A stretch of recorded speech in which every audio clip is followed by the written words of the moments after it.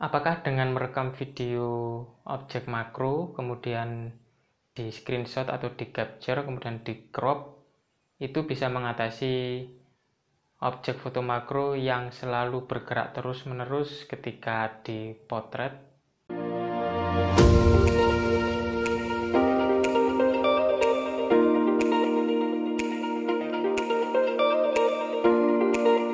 Halo semuanya, jumpa lagi di channel Pangeran Selamat, channel yang membahas tentang fotografi makro dan juga ngomongin seputar bisnis online ya. Nah, kali ini ada pertanyaan yang cukup unik dari beberapa grup yang saya temui, dan di sini saya pengen berbagi pengalaman aja ya. Terutama buat teman-teman yang suka motret objek yang hidup seperti serangga, dan ya serangganya itu banyak bergeraknya gitu loh. Jadi ketika mau dipotret itu gerak terus-menerus. Nah, ini ada sebuah pengalaman dari orang lain, itu ketika motret objek itu serangganya kan bergerak terus-menerus. Jadi ketika dipotret biasa itu selalu meleset atau istilahnya nggak fokus atau ngeblur lah, atau nggak dapat objek. Nah, jadi dia solusinya itu serangga tersebut yang bergerak terus-menerus itu direkam, serangganya direkam, kemudian hasil rekamannya itu di pause, terus di screenshot. Nah, setelah itu di crop. Nah, apakah itu merupakan sebuah solusi untuk mengatasi motret objek yang bergerak terus-menerus? Bagi saya itu bukan ya. Kalau di dalam ranah fotografi itu bukan istilahnya bukan sebuah solusi yang bagus ya. Meskipun pakai cara itu kita bisa dapat screenshot dari video serangga tersebut. Dan buat teman-teman yang sudah sering masuk di dunia percetakan, saya yakin kalian pasti tahu kualitas dari hasil screenshot sebuah video dan juga hasil foto sebuah kamera ya. Anggap aja rekaman HP dan juga foto dari HP. Silakan bandingkan hasil kamera HP dan juga silakan bandingkan antara hasil kamera HP kemudian hasil screenshot dari kamera HP tersebut juga, dari videonya. Bandingkan filenya, sama-sama gambar JPG-nya, itu lebih bagus mana. Jadi silakan bandingkan dulu sebelum kita bahas yang lebih dalam ya. Jadi silakan bandingkan dulu, nanti biar tahu kualitasnya seperti apa. Nah, hasilnya ternyata lebih bagus itu pakai kamera motret, pakai kamera HP ya, daripada kita merekam kemudian kita screenshot. Karena durasi ukuran filenya itu, kalau video kan mungkin HD 720, Full HD, kemudian 2K, 4K. Kalau di resolusi kamera saat motret itu kan resolusinya sangat tinggi, bahkan di atas resolusi video. Jadi misalnya kalau anggap aja video Full HD itu sebenarnya sudah jernih kalau di video. Nah, resolusi Full HD kan 1920 kali 1080 pixel. Itu coba aja itu, dihitung aja itu berapa MP kalau di kamera HP. Itu pasti kecil. Bahkan kamera mungkin kamera 8MP, 16MP itu ukuran filenya itu lebih besar gitu loh. Ukuran fotonya itu lebih besar dari screenshot video. Bahkan ada yang 4000 pixel kali 3000 pixel, itu ukuran untuk kamera 12MP. Nah, itu kan jauh lebih besar dan detailnya juga lebih dapat. Kalau kalian screenshot video itu biasanya ya hasilnya nggak begitu detail, karena kerapatan pixelnya juga berpengaruh di situ ya kalau di screenshot ya. Jadi saran saya jangan direkam kemudian di screenshot. Kalau memang buat pengen ngerekam ya ngerekam aja sih, jangan ambil foto dari screenshot rekaman tersebut. Kalau memang untuk tujuannya untuk di fotografi ya, kecuali kalau memang sekedar untuk thumbnail YouTube atau mungkin istilahnya buat konten yang biasa-biasa juga nggak apa-apa sih, cuman lebih bagus di potret aja. Nah, terus solusinya gimana kalau hasilnya nggak bagus seperti itu ya? Jadi solusinya kalau kalian motret objek bergerak, kalian harus pahami dulu karakternya, dia itu bergeraknya kemana gitu loh.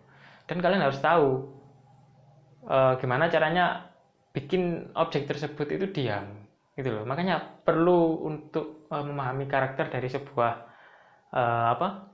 sebuah serangga ya. Jadi motret serangga yang hidup itu nggak bisa asal gitu loh. Jadi serangga itu ada yang bergerak, ada yang diem kayak gini, ada yang baru didekatin udah kabur, itu juga ada gitu. Jadi kita harus memahami karakternya itu. Bahkan teman-teman saya itu juga hafal, bahkan sampai hafal, oh karakter serangga ini kalau jam-jam sekian itu diem, kalau jam-jam sekian itu sangat aktif gitu loh, sangat agresif gitu loh, juga seperti itu ya. Jadi pahami dulu karakternya ya. Dan kalian harus sabar kalau mau motret objek yang bergerak seperti itu ya. Harus nunggu sampai kapan dia bergerak itu loh. Berapa lama sih dia bergerak itu, dan bergeraknya karena apa? Apa mungkin ketika di tangga terus Anda goyang-goyangkan tangganya, akhirnya dia ketakutan terus lari, bergerak, kabur, itu ya jangan sampai seperti itu ya. Jadi kalian harus tahu karakternya gimana gitu loh. Dan juga harus bersabar menunggu momen yang pas untuk motret objek yang memang suka bergerak gitu loh. Kalau misalnya belum bisa seperti itu, kalian cari objek lain yang diem. Ya serangga sejenis atau objek sejenis yang diem, karena nggak semuanya sih. Nggak semua misalnya kupu-kupu itu ada objek, ada contoh ya, ada 2 kupu-kupu yang objeknya sama, kemudian satunya itu suka bergerak terus dari bunga satu pergi ke bunga yang lain. Kalau dari kemudian coba cari yang lain yang sejenis,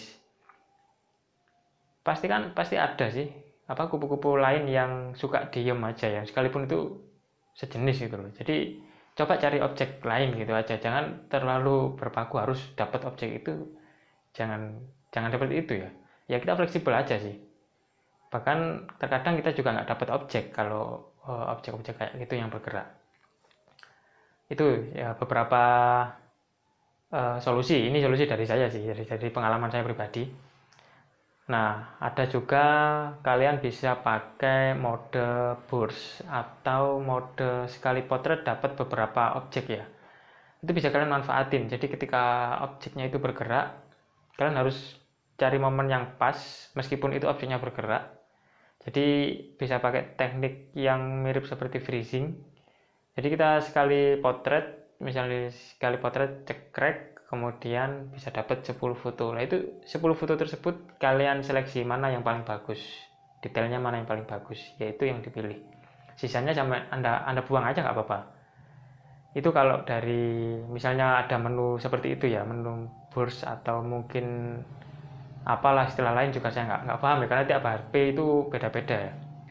Kemudian berikutnya adalah kalian bisa mempercepat shutter speed-nya ya. Kalau kalian mengatur di pengaturan manual.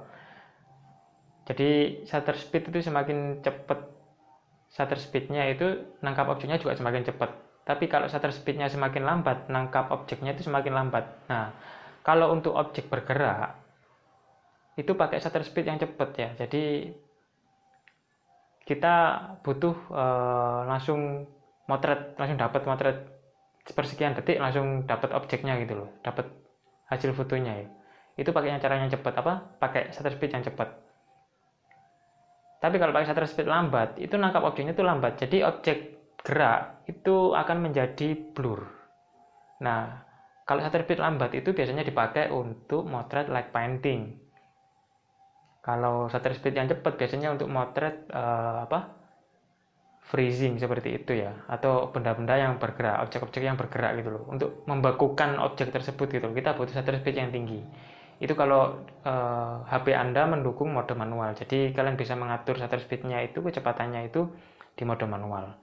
Dan yang jelas ini agak ribet ya, karena nanti juga berpengaruh ke penggunaan ISO juga ya. Jadi di HP itu ada pengaturan mode manual, mode pro atau mode yang lain sejenis itulah.